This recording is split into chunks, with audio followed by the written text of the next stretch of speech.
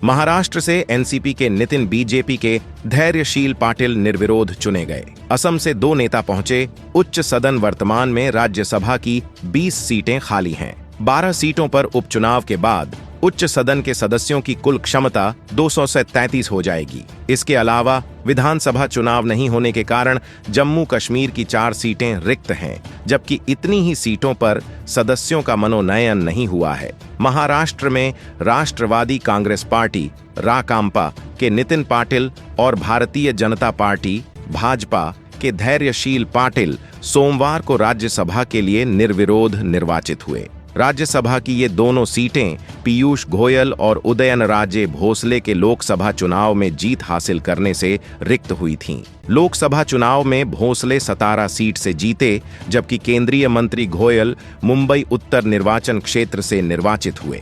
महाराष्ट्र के उप मुख्यमंत्री अजित पवार के नेतृत्व वाली राकांपा के नितिन पाटिल ने निर्विरोध निर्वाचन का प्रमाण पत्र स्वीकार किया। राकांपा और भाजपा राज्य और केंद्र में सत्तारूढ़ राष्ट्रीय जनतांत्रिक गठबंधन राजगी का हिस्सा है। इसी तरह असम में भाजपा के राज्यसभा चुनाव उम्मीदवार रामेश्वर तेली और मिशन रंजन दास निर्विरोध चुने गए। उन्होंने सोमवार को रिटर्निंग ऑफिसर से अपने विजेता प्रमाण पत्र प्राप्त किए। डिब्रूगढ़ से सर्बानंद सोनोवाल और काजीरंगा से कामाख्या प्रसाद तासा के लोकसभा चुनाव जीतने के बाद दोनों सीटें खाली हुई थीं। विपक्षी दलों ने यहां उम्मीदवार नहीं उतारे थे। 27 अगस्त को नामांकन वापस लेने की अंतिम तारीख के दिन चुनाव आयोग परिणाम की घोषणा करेगा। नतीजे घोषित होने के बाद इन 12 सीटों में से 11 सीटें राज्य के हिस्से में आएगी, जिससे उसे उच्च सदन में बहुमत हासिल हो जाएगा। गौरतलब है कि वर्तमान में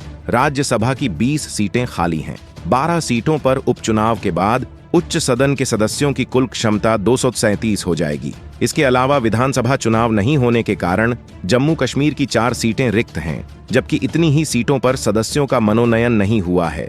नतीजे के बाद भाजपा के सदस्यों की संख्या 87 से बढ़कर 77, मनोनीत और निर्दलीय के साथ 104, जबकि राजग की संख्या 119 हो जाएगी। यह संख्या चुनाव के बाद 237 सदस्यों वाली राज्यसभा में बहुमत की शर्त को पूरी करता है।